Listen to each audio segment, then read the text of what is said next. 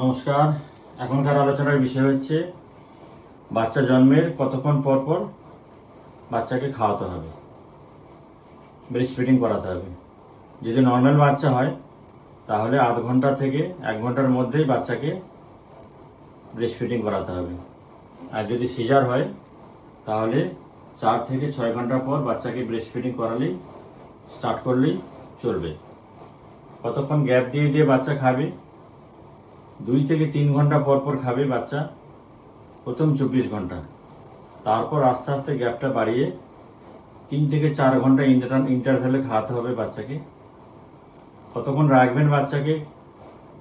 বাচ্চা 5 থেকে 10 minute breast feeding করবে। যখন ব্রেস্ট ফিডিং করবে একটা ব্রেস্টেই পুরোটাই খাবে।